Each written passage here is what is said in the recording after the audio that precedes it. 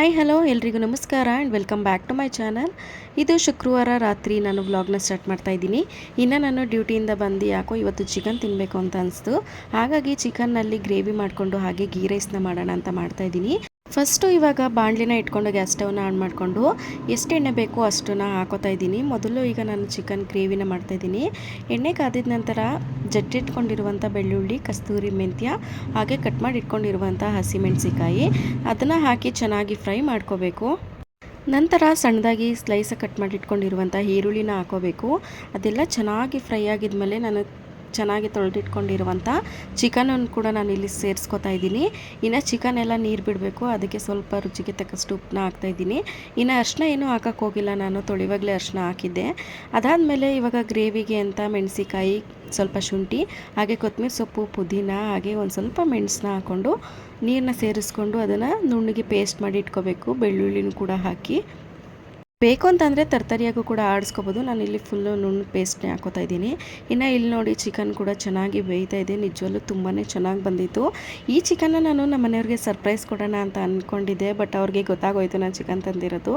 ಅದೇ ಗ್ಯಾಪ್ನಲ್ಲಿ ಇವಾಗ ನಾನು ಗೀ ರೈಸ್ಗೂ ಕೂಡ ರೆಡಿ ಮಾಡ್ಕೋತಾ ಇದ್ದೀನಿ.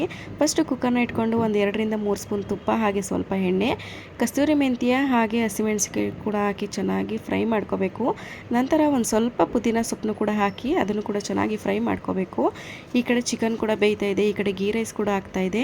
ಹಾಗೆ ಪಲಾವ್ ಎಲೆನೂ ಕೂಡ ಹಾಕಿ ಶುಂಠಿ ಬೆಳ್ಳುಳ್ಳಿ ಪೇಸ್ಟ್ನ ನಾನು ಮನೆಯಲ್ಲೇ ಮಾಡ್ಕೋತೀನಿ, ಹೊರಗಡೆಯಿಂದ ತರಲ್ಲ.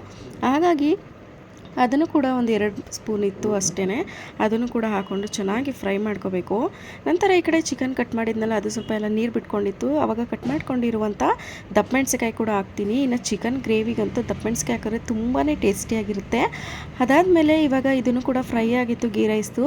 ಅಕ್ಕಿ ಹಾಗೆ ನೀರು ಮತ್ತು ರುಚಿಗೆ ತಕ್ಕಷ್ಟು ಉಪ್ಪು ಹಾಗೆ ಮೇಲ್ಗಡೆ ಸ್ವಲ್ಪ ಕೊತ್ತಂಬರಿ ಸೊಪ್ಪನ್ನ ಉದುರಿಸಿ 1-2 ವಿಜಲ್ನ ಕೂಗಿಸಿದ್ರೆ ತುಂಬಾ ಟೇಸ್ಟಿಯಾಗಿರುವಂಥ ಗೀ ರೈಸ್ ರೆಸಿಪಿ ಕೂಡ ರೆಡಿಯಾಗುತ್ತೆ. ಇನ್ನು ಡೀಟೇಲಾಗಿ ಬೇಕು ಅಂತಂದರೆ ಕಾಮೆಂಟ್ ಮಾಡಿ, ನಾನು ಕೂಡ ತಿಳಿಸ್ಕೊಡ್ತೀನಿ. ಈ ಕಡೆ ದಪ್ಪ ಮೆಣಸಿಕಾಯಿನೂ ಕೂಡ ಬೆಂದಿತ್ತು. ಇನ್ನು ಪೇಸ್ಟ್ ಮಾಡಿ ಇಟ್ಕೊಂಡಿರುವಂಥದ್ದನ್ನ ಸೇರಿಸ್ಕೊಂಡು ಗ್ರೇವಿ ಬೇಕು ಅಂತಂದರೆ ಸ್ವಲ್ಪ ಜಾಸ್ತಿನೇ ನೀರು ಹಾಕೋಬೇಕು. ನನಗೆ ಗ್ರೇವಿ ಬೇಕಾಗಿತ್ತು, ಹಾಗಾಗಿ ನಾನು ಜಾಸ್ತಿ ನೀರನ್ನ ಹಾಕ್ಕೊಂಡು ಅದಾದಮೇಲೆ ರುಚಿನ ನೋಡಿಕೊಂಡು ಸ್ವಲ್ಪ ರುಚಿಗೆ ತಕ್ಕಷ್ಟು ಉಪ್ಪನ್ನ ಸೇರಿಸ್ಕೊಂಡು ಅದನ್ನು ಕೂಡ ಒಂದು 5 ನಿಮಿಷ ಚೆನ್ನಾಗಿ ಫ್ರೈ ಮಾಡಿಕೊಂಡು ಮೇಲ್ಗಡೆ ಕೊತ್ತಂಬರಿ ಸೊಪ್ಪನ್ನ ಉದುರಿಸ್ಕೊಂಡ್ರೆ ತುಂಬಾ ಟೇಸ್ಟಿಯಾಗಿರುವಂಥ ಚಿಕನ್ ರೆಸಿಪಿ ಕೂಡ ರೆಡಿಯಾಗುತ್ತೆ. ಇನ್ನು ಅದೇ ಗ್ಯಾಪ್ನಲ್ಲಿ ನಾನಿಲ್ಲಿ ಪಾತ್ರೆನೂ ಕೂಡ ತೊಳ್ಕೊತಾ ಇದ್ದೀನಿ. ಅಲ್ಲಲ್ಲೇ ನಾನು ಪಾತ್ರೆನೂ ಕೂಡ ಕ್ಲೀನ್ ಮಾಡ್ಕೊಬಿಡ್ತೀನಿ ಅಡುಗೆ ಮಾಡುವಾಗಲೇ, ಯಾಕಂದರೆ ಒಂದೇ ಸಲ ಹಾಕೊಂಡು ತೊಳೆಯೋಕ್ಕಿಂತ ಇಲ್ಲಿಯೇ ತೊಳ್ಕೊಬಿಟ್ರೂ ಕೂಡ ಈಸಿ ಆಗುತ್ತೆ. ಇನ್ನು ನೋಡಿ ಗ್ರೇವಿ ನೋಡ್ತಾ ಇದ್ದರೆ ನಿಜವಾಗ್ಲೂ ಬಾಯಲ್ಲಿ ನೀರು ಬರ್ತಾಯಿತ್ತು. ಅದಾದ ನಂತರ ನಾನು ದೋಸೆಗೂ ಕೂಡ ನೆನೆ ಹಾಕಿದ್ದೆ, ಅದನ್ನು ಕೂಡ ರುಬ್ಕೊಬಿಡ್ತಾ ಇದ್ದೀನಿ.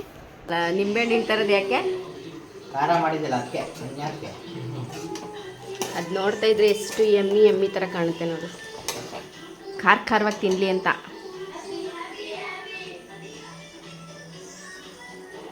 ಉಳಿದ್ರೆ ಏನಾಗಲ್ಲಲ್ವಾ?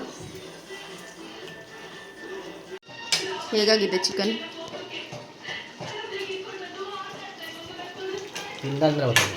ಏನೋ ಇವಾಗ ನೋಡಿ ಉದ್ದುದ್ರಾಗಿ ಎಷ್ಟು ಚೆನ್ನಾಗಾಗಿದೆ. ಇನ್ನು ಇಷ್ಟೊಂದು ಮಾಡಿದ್ದೀನಿ ಅಂತ ಅಂದ್ಕೋಬೇಡಿ, ಇದು ನಮ್ಮ ಅಮ್ಮವ್ರಿಗೂ ಕೂಡ ಮಾಡಿದ್ದೀನಿ, ಅವ್ರಿಗೆ ನಮ್ಮಿಬ್ಬರಿಗೂ ಸೇರಿಸಿನೇ ಕೂಡ ಮಾಡಿದ್ದೀನಿ.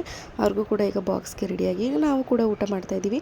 ಇದಾಗಿತ್ತು ಇವತ್ತಿನ ದಿನ. ವಿಡಿಯೋ ಇಷ್ಟ ಆದರೆ ಲೈಕ್ ಮಾಡಿ, ಇನ್ನೂ ನನ್ನ ಚಾನಲ್ನ ಸಬ್ಸ್ಕ್ರೈಬ್ ಮಾಡಿಲ್ಲ ಅಂದರೆ ಪ್ಲೀಸ್ ಈಗಲೇ ಹೋಗಿ ಸಬ್ಸ್ಕ್ರೈಬ್ ಮಾಡ್ಕೊಂಡು ನೋಡಿ ಅಂತ ಕೇಳ್ಕೊತಾ ಇವತ್ತಿನ ವ್ಲಾಗ್ನ ಮುಗಿಸ್ತಾ ಇದ್ದೀನಿ.